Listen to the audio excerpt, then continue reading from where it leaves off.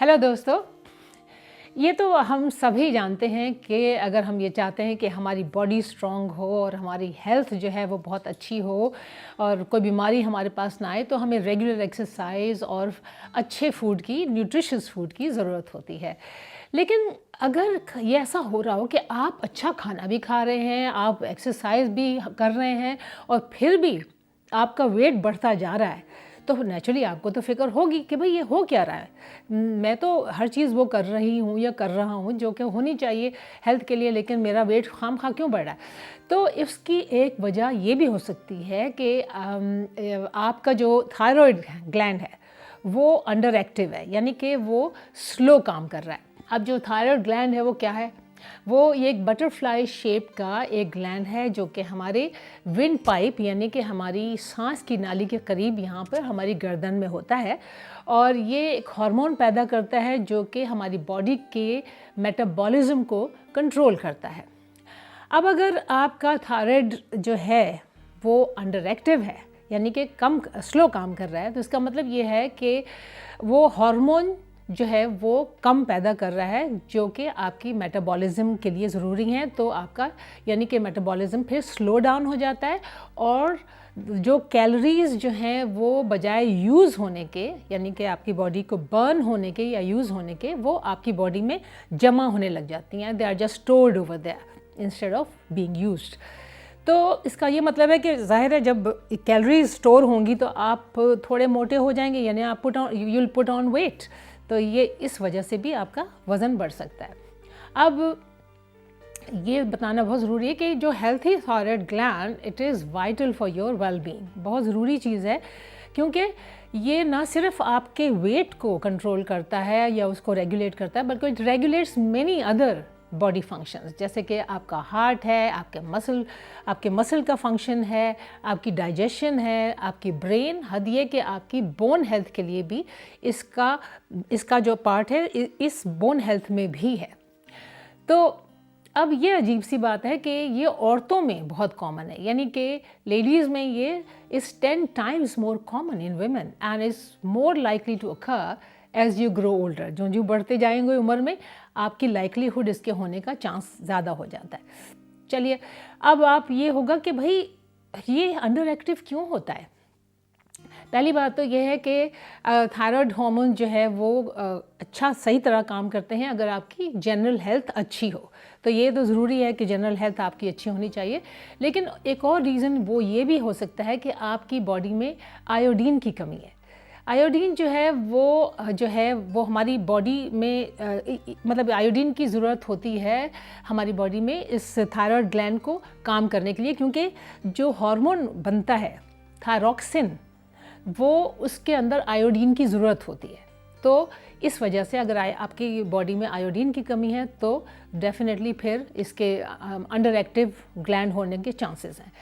फिर जो है दूसरी और जो है वो इस वजह से भी हो सकता है कि आपका जो थायराइड ग्लैंड है वो इन्फ्लेम्ड है।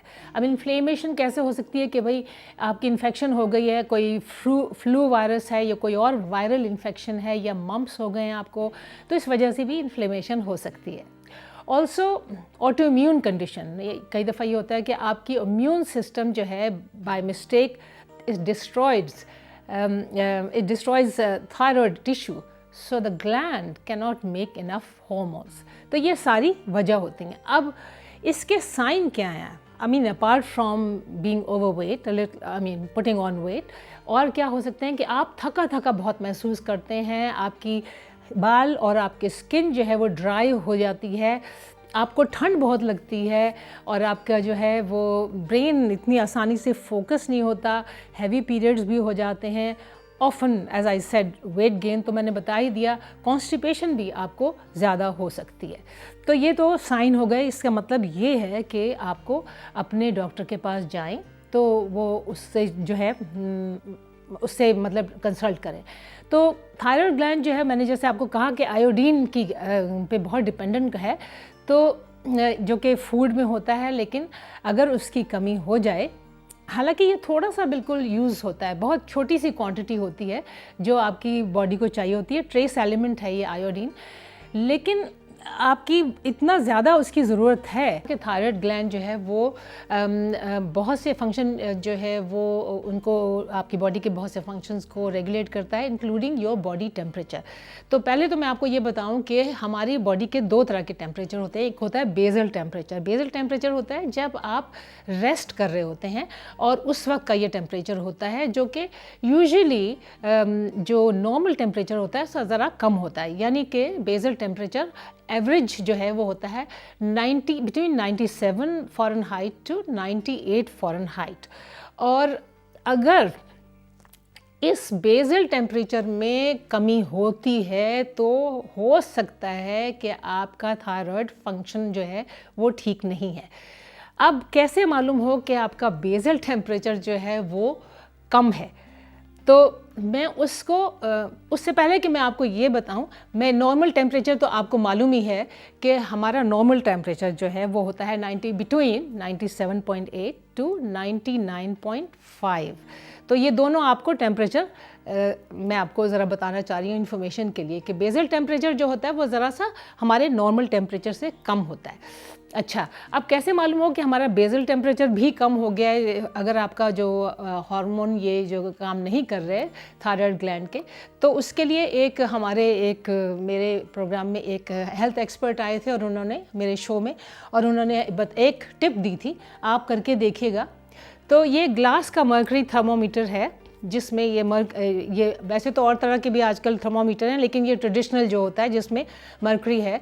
तो आप जो है जब सुबह ये आप रात को अपने बिल्कुल बेड साइड के पास रखें ताकि आपके वो रीच में हो जब सुबह आप उठें। तो इसको ज़रा झटक के रात को रख लें बिल्कुल अपने पास, और सुबह को उठ के आप कहीं हिले जुले ज़्यादा नहीं, बिल्कुल इसको उठाएं और आप अपनी आर्म पिट में यानी बगल में रख लें ये 10 मिनट के लिए, और इसका आप टेम्परेचर नोट कर लें।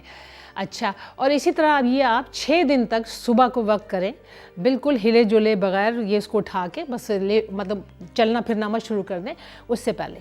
तो अगर आपका ये टेम्परेचर जो है कंटिन्यूसली बेसल टेम्परेचर से कम आ रहा है, यानी कि 97 से कम आ रहा है या 96 से कम आ रहा है, यानी 96 से 97 में आ रहा है या उससे कम आ रहा है, तो इसका मतलब है कि हो सकता है कि आपका जो थायराइड है वो अंडर एक्टिव है।